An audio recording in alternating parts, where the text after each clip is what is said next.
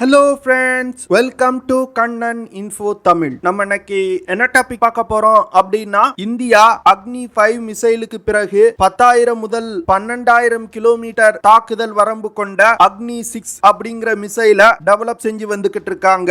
சிலர் நினைக்கலாம், இந்தியாவுடைய அக்னி 5 மிசைலே 5,000 கிலோமீட்டர் தாக்குதல் வரம்பு கொண்ட மிசைல். சீனா மற்றும் பாகிஸ்தானை சமாளிப்பதற்கு இந்த மிசைலே போதுமானது. பிறகு எதற்கு இந்தியா 10,000 முதல் 12,000 கிலோமீட்டர் தாக்குதல் வரம்பு கொண்ட மிசைலை டெவலப் செய்றாங்க அப்படின்னு இந்த வீடியோல இந்தியா எதற்காக அக்னி 6 மிசைலை டெவலப் செய்றாங்க, இந்த மிசைலை பயன்படுத்தி என்ன மாதிரியான ஆபரேஷன்களை செய்யலாம், அக்னி 6 மிசைலோட சிறப்பு அம்சங்கள் மற்றும் தாக்கும் திறன் குறித்து நம்ம டீடைலா இந்த வீடியோல பார்க்கலாம். நம்ம சேனல்ல டிஃபென்ஸ் ரிலேட்டடா தினம் ஒரு வீடியோ பப்ளிஷ் பண்ணிட்டு இருக்கோம். உங்களுக்கு டிஃபென்ஸ் ரிலேட்டடான நியூஸ் பிடிக்கும் அப்படின்னா நம்ம சேனலை சப்ஸ்கிரைப் பண்ணி சப்போர்ட் பண்ணுங்க.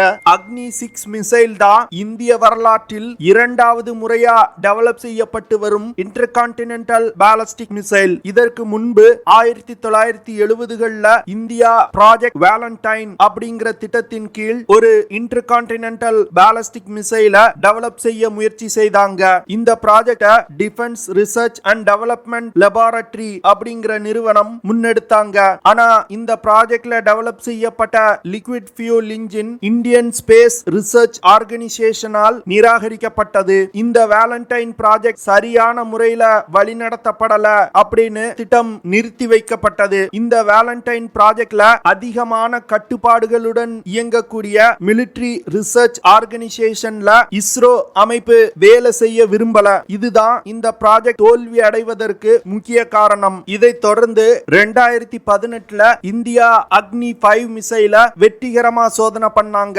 இந்த சோதனையின் முடிவுல அக்னி 5 மிசைல்னால 5,000 கிலோமீட்டர் தூரத்துல உள்ள இலக்குகளை தாக்க முடியும் அப்படின்னு இந்தியா அறிவிச்சாங்க. இதுல குறிப்பிடத்தக்க விஷயம் என்ன அப்படின்னா, 5,000 கிலோமீட்டருக்கு மேல தாக்குதல் வரம்பு போச்சு அப்படின்னா அது இன்டர்கான்டினென்டல் பாலிஸ்டிக் மிசைலா அறிவிக்கப்படும். ஆனா இந்தியா 5,000 கிலோமீட்டர் அப்படின்னு அறிவிச்சிருக்காங்க. இதனை தொடர்ந்து உலகில் உள்ள பல டிஃபென்ஸ் எக்ஸ்பர்ட்ஸ் அக்னி 5 மிசைல்னால 5,000 முதல் 8,000 கிலோமீட்டர் தூரத்துல உள்ள இலக்குகளை தாக்க முடியும், இந்தியா வேணுமென்றே தாக்குதல் வரம்ப குறைச்சி சொல்றாங்க அப்படின்னு குற்றம் சுமத்தப்பட்டது. இந்தியாவை பொறுத்த மட்டில் அக்னி 5 மிசைல சீனாவை மனதில் வைத்து உருவாக்கி இருக்காங்க. அக்னி 5 மிசைல்னால இந்தியாவுடைய எந்த ஒரு பகுதியில இருந்தும் சீனாவுடைய முக்கியமான நகரங்களை தாக்கி அழிக்க முடியும். அதாவது அக்னி 5 மிசைலோட 5,000 கிலோமீட்டர் தாக்குதல் வரம்பே சீனாவுடைய முக்கிய நகரங்களான பீஜிங், குவாங்சோ, சங்காய், ஹாங்காங் போன்ற நகரங்கள் மீது தாக்குதல் நடத்துவதற்கு போதுமானது. இந்தியாவுடைய அக்னி 5 மிசைல் சோதனைக்கு பிறகு சீனாவில் உள்ள டிஃபென்ஸ் எக்ஸ்பர்ட்ஸும் இந்தியா வேணுமென்றே அக்னி 5 மிசைலோட தாக்குதல் வரம்ப குறைச்சு சொல்றாங்க அப்படின்னு குற்றம் சுமத்தினாங்க. ஆனா இந்தியா என்ன சொல்றாங்க அப்படின்னா, மிசைல்ல உள்ள வெடிபொருளின் எடையை குறைச்சோம் அப்படின்னா மிசைலோட ரேஞ்ச் இன்க்ரீஸ் ஆகும். இது அனைவருக்குமே தெரிஞ்ச விஷயம்தான். நாங்க அந்த விஷயத்தை செய்ய விரும்பல.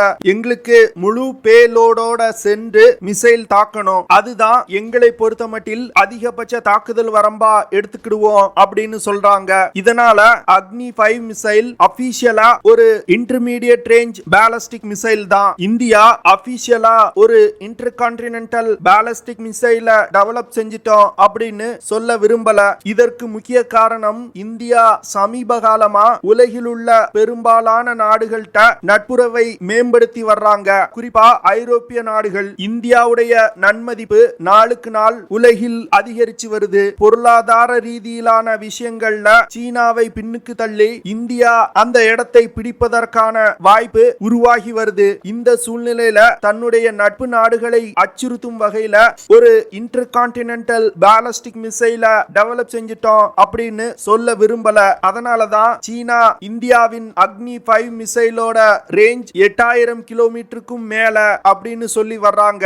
தற்போதைய சூழ்நிலையில் இந்திய ராணுவத்திடம் 5 விதமான அக்னி மிசைல்கள் இருக்கு. குறிப்பா சொல்லணும் அப்படின்னா 700 கிலோமீட்டர் தாக்குதல் வரம்பு கொண்ட அக்னி 1, 2,000 கிலோமீட்டர் தாக்குதல் வரம்பு கொண்ட அக்னி 2, 2,500 இருந்து 3,500 கிலோமீட்டர் தாக்குதல் வரம்பு கொண்ட அக்னி 3 மற்றும் அக்னி 4 மிசைல்கள் மற்றும் 5000 கிலோமீட்டர் தாக்குதல் வரம்பு கொண்ட அக்னி 5 மிசைல். இந்த 5 மிசைல்களும் தான் இந்தியாவுடைய முக்கியமான மிசைல்கள். இது தவிர அக்னி பி அப்படிங்கிற ஒரு நெக்ஸ்ட் ஜெனரேஷன் அக்னி மிசைல இந்தியா டெவலப் செஞ்சு வந்துகிட்டு இருக்காங்க. இந்தியால ராணுவ தொழில்நுட்பம் மற்றும் மிசைல் டெக்னாலஜி எப்படி எவால்வ் ஆயிருக்கு அப்படிங்கிற விஷயத்தை தெரிஞ்சுக்கிறதுக்கு பல விஷயங்களை நான் தேடி படிச்சிட்டு இருந்தேன். அப்போ குக்கு எஃப்எம்ல இந்தியா அண்ட் ரஷ்யா ரிலேஷன்ஷிப் அப்படிங்கிற ஆடியோ புக்கை நான் பார்த்தேன். இந்த புக்கை நான் கேட்டதுக்கு அப்புறம் தான் ரஷ்யா இந்தியாவின் ராணுவ தொழில்நுட்ப வளர்ச்சிக்கு எவ்வளவு உதவி செஞ்சிருக்காங்க அப்படிங்கிற விஷயம் எனக்கு தெரிய வந்துச்சு. இந்திய ரஷ்ய உறவு பல வருடங்களா என்ன மாதிரியான சேலஞ்சஸ் ஃபேஸ் பண்ணிருக்கு, அதை இரண்டு நாடுகளும் எப்படி ஓவர் கம் பண்ணிருக்காங்க, தற்போது இந்திய ரஷ்ய உறவு எப்படி இருக்கு அப்படிங்கிறது குறித்து அந்த ஆடியோ புக்ல அனைத்து விஷயங்களுமே இருந்துச்சு. இந்திய ரஷ்யா ரிலேஷன்ஷிப்பை பத்தி அனைத்து விஷயங்களையும் ரொம்ப டீடைலா எக்ஸ்பிளைன் பண்ணிருந்தாங்க. ரஷ்யா இந்தியா ரிலேஷன்ஷிப்பை பத்தி தெரிஞ்சுக்கிடணும்னு நினைச்சீங்கன்னா இந்த ஆடியோ புக்கை கண்டிப்பா கேளுங்க. இது போன்ற தகவல்களை நாம் படிச்சு தெரிஞ்சுக்கிடணும் அப்படின்னா அதற்கு நிறைய நேரம் பிடிக்கும். ஆனா இந்த ஆடியோ புக்ல ரொம்ப கிளியரா எக்ஸ்பிளைன் பண்ணிருக்காங்க. ஃபேமஸான பல புத்தகங்கள் ஆடியோ புக்கா குக்கு எஃப்எம்ல இருக்கு. தமிழ் ஆங்கிலம் தவிர இந்தியாவின் பல மொழிகள்ல குக்கு எஃப்எம்ல ஆடியோ புக்ஸ் இருக்கு. சிலருக்கு தங்களுடைய நாலேஜை டெவலப் பண்ணிக்கிறதுக்கு ஆசை இருக்கும், ஆனா அவங்களுக்கு புத்தகங்கள் படிப்பதற்கு நேரம் இருக்காது. அப்படி இருக்கக்கூடிய நபர்களுக்கு குக்கு எஃப்எம் ஒரு நல்ல ஆப்ஷன். இதுல சிறப்பான விஷயம் என்ன அப்படின்னா, நீங்க எந்த ஒரு வேலையும் செஞ்சுக்கிட்டு ஒரு பாட்டு கேட்கிற மாதிரி ஒரு புக்கை ஆடியோ ஃபார்மேட்ல கேட்டு முடிக்கலாம். குக்கு எஃப்எம் இந்தியாவிலே உருவாக்கப்பட்ட one of the leading audio book app. Kuku எஃப்எம்ல 5000 மணி நேரத்திற்கும் மேலான கண்டென்ட் இருக்கு. குக்கு எஃப்எம் ஓட லிங்கை நான் டிஸ்கிரிப்ஷன்ல கொடுத்திருக்கேன். பிளே ஸ்டோர்ல செக் பண்ணி பாருங்க. இதுக்கு 4.5க்கு மேல ரேட்டிங் இருக்கு. ஒரு புக்கை நீங்க வாங்கி படிக்கணும் அப்படின்னா குறைஞ்சது 300ல இருந்து 500 ரூபாய் வரைக்கும் செலவாகும். ஆனா குக்கு எஃப்எம் ஓட ஒரு வருட சப்ஸ்கிரிப்ஷனே வெறும் 399 ரூபாய் தான். 399 ரூபாய்க்கு எக்கச்சக்கமான பிரபலமான புக்ஸோட ஆடியோ புக்ஸ் மற்றும் சமரிஸ கொடுக்கறாங்க.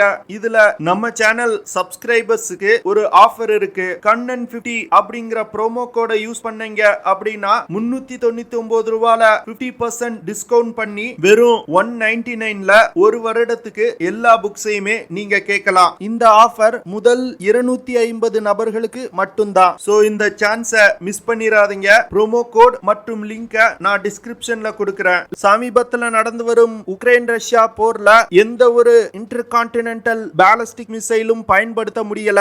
இதனால இந்த மிசைல்கள் பயனற்றது அப்படின்னு சில டிஃபென்ஸ் எக்ஸ்பர்ட்ஸ் சொல்றாங்க. ஆனா உண்மையில ரஷ்யாவிடம் இன்டர்கான்டினென்டல் பாலிஸ்டிக் மிசைல் இல்ல அப்படின்னா அமெரிக்கா ரஷ்யா மீது தாக்குதல் நடத்தியிருப்பாங்க.